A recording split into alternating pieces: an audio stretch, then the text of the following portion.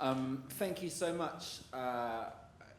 Given the amazing work Mind Over Matter do, I wanted to start with a poem I wrote from one of the lowest places I've been in. I wasn't able to write for sort of over a year. I think when I started writing, it was all about trying to find the hope and the optimism, and I still try and do that, but I got to a point where I was so intent on that, I wasn't willing to acknowledge that life is just really hard sometimes as well.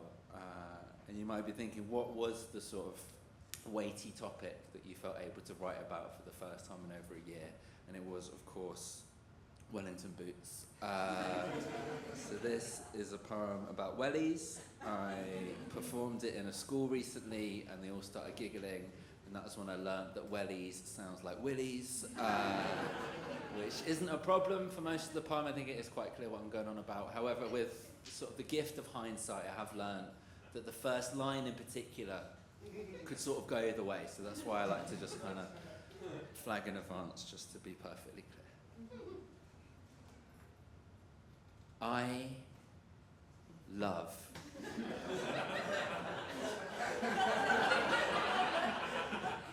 wellies.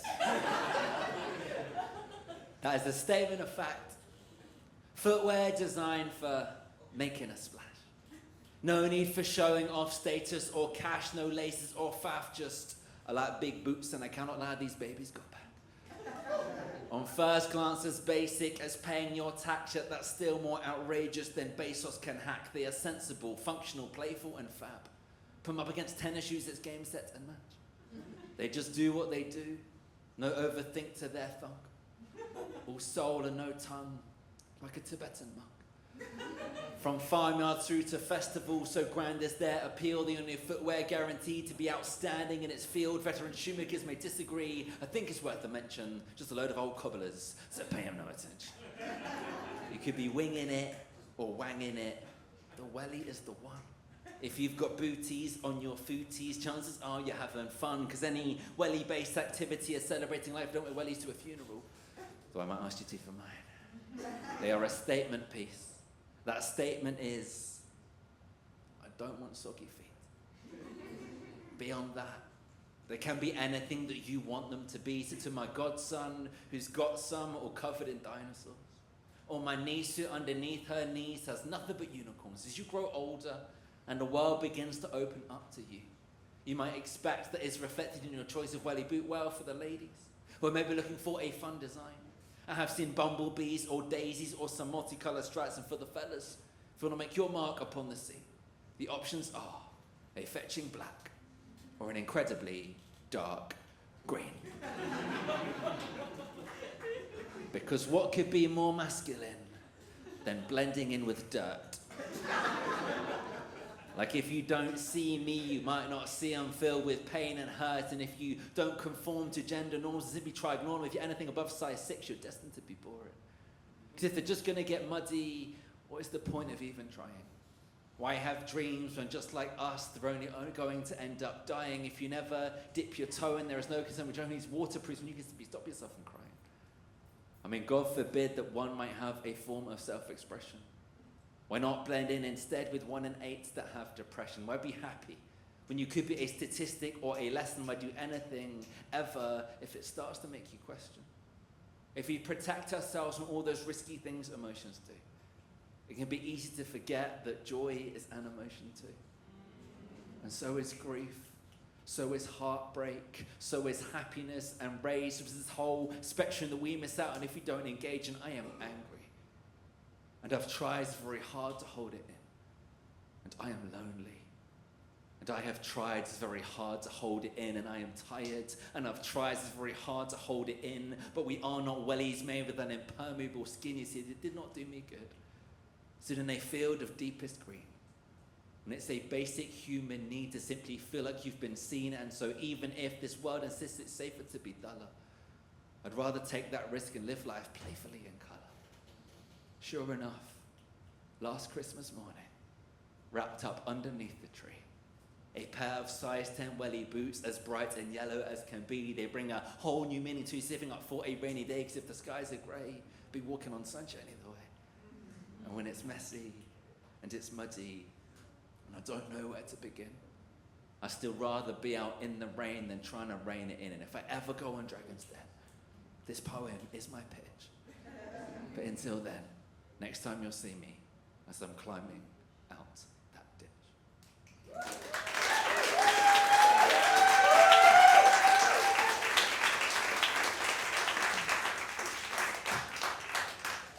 Thank you so much. So, as was mentioned, I've got a new book coming out next year. My wife had a baby last year, and I'm the father, even better.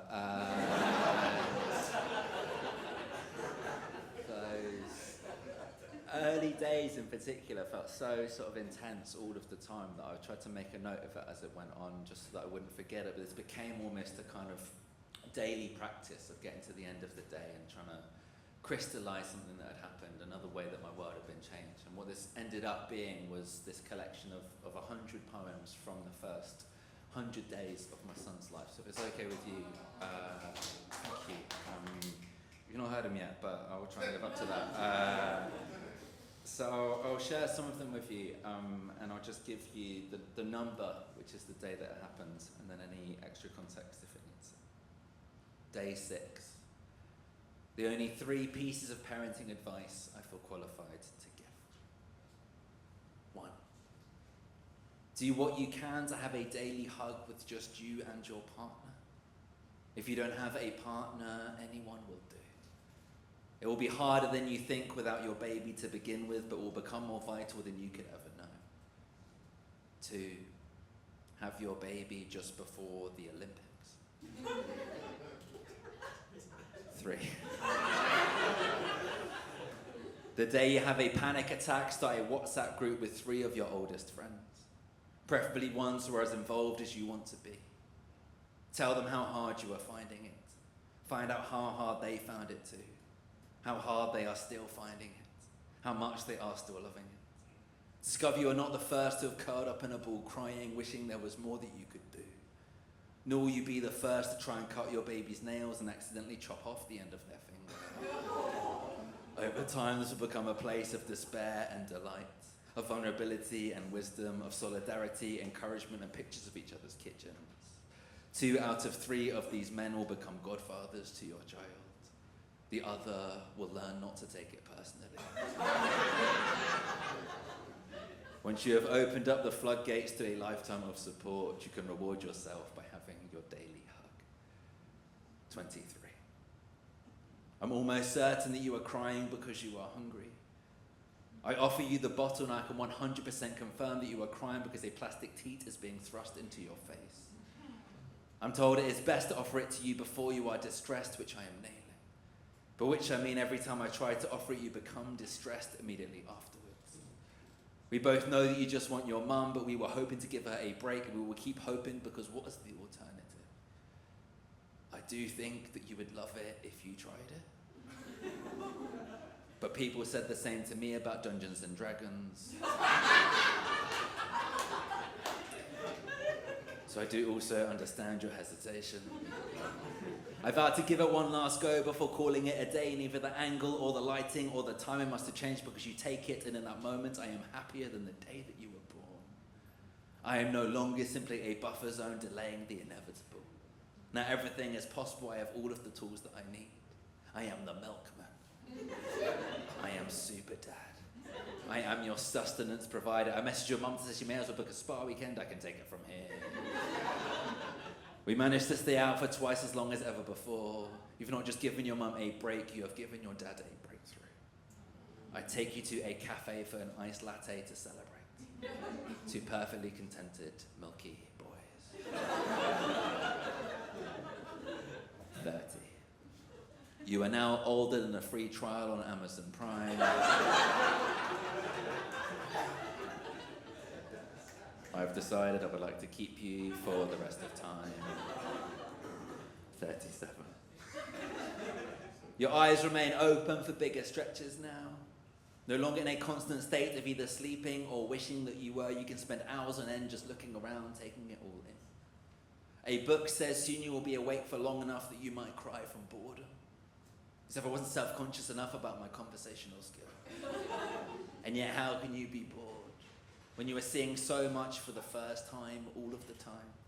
When at any point your brain might switch from black and white to colour. Eyes wide with wonder, you are happy to just stare, taking it all in.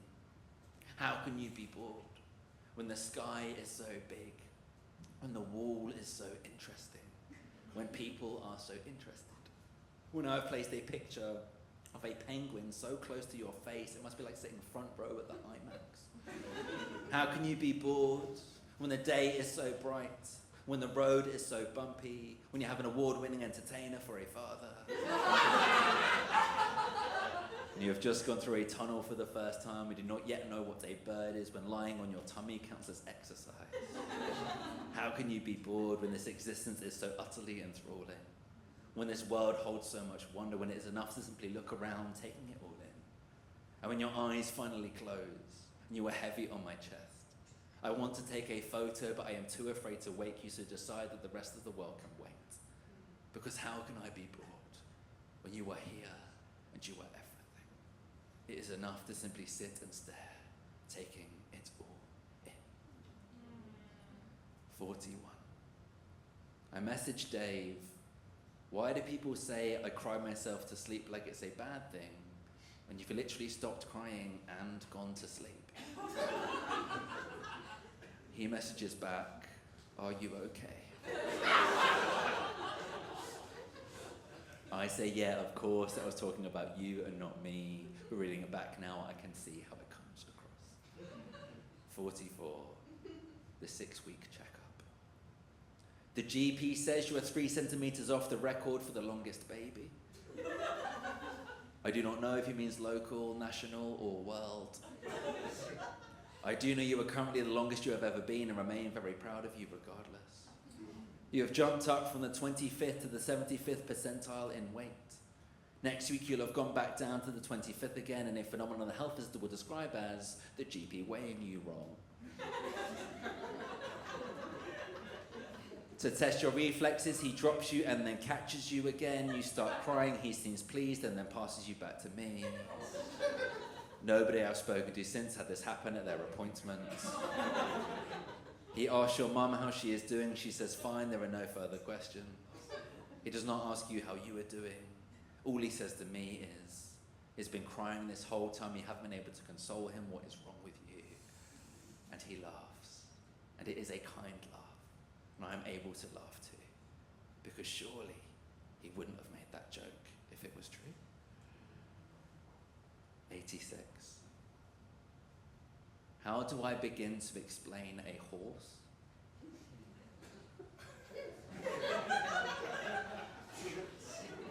As it leans over, it is close enough to eat you up like a lump of sugar, yet you do not flinch. As if you already know that this is one of the ones we have decided not to be scared of. I remember being told that babies take longer to process things, so I let you stare at a horse for 10 whole minutes.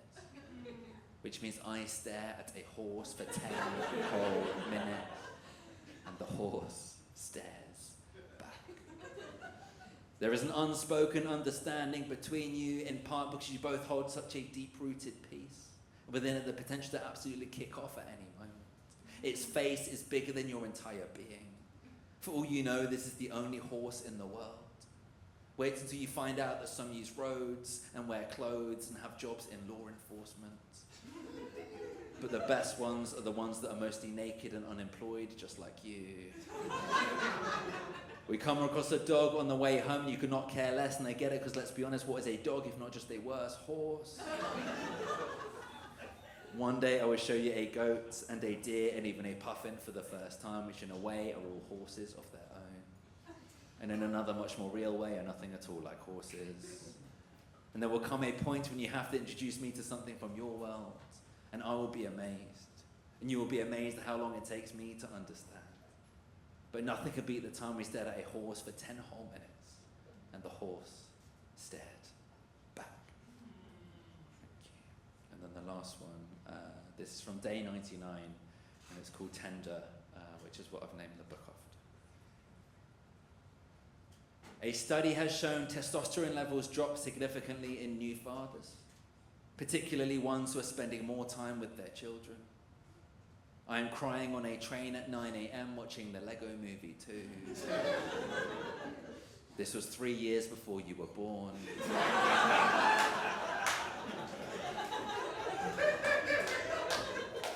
What hope do I possibly have now? Tender, as in a meaty, juicy steak, as in pulverized with a hammer, as in love for you is dripping off my bones. And if we soak in it for long enough to feel it in our core, it can feel like no one's felt this way before, and it is raw, and it is awful, and it's awesome, and it's all of this and more, and it is gorgeous and important. It's what all of this is for. Tender, as in sore, as in vulnerable, as in sensitive to the touch, as in yet to be toughened up. And it is hard, and it is hardly surprising that so many hearts do harden over time. But it is worth the work it takes to keep on tending to our gardens if we let our guards down long enough to cherish what's inside. Tender, as in new, as in precious, as in must be protected at all costs, as in who am I to be trusted with life at the tender age of 32? Because of course, I did not need a child to know this. I have been growing on my own over the years, learning the bravest thing that you can be is open, that the hardest thing that you can be is soft. It takes practice. That if we let others in when we are struggling, they've either been there too, or they will be there now and be with us so we can see this through. Tender, as in ripe for the taking, as in a heart swelled to twice its size, as in soft, as in delicious, as in ready.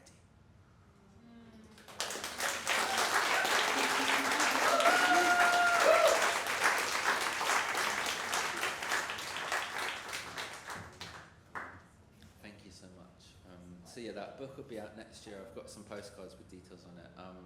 My latest book, I've got some with me, it's called Wonderful. And it was named after this poem, which will be my last one.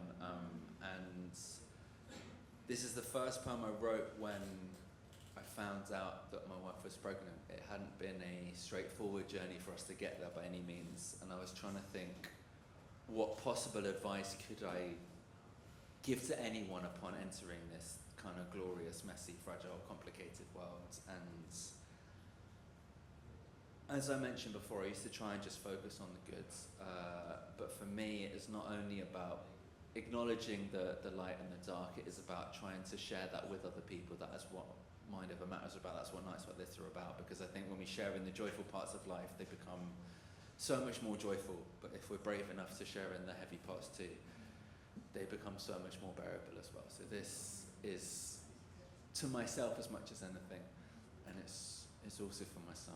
It's called Wonderful, and it goes like this.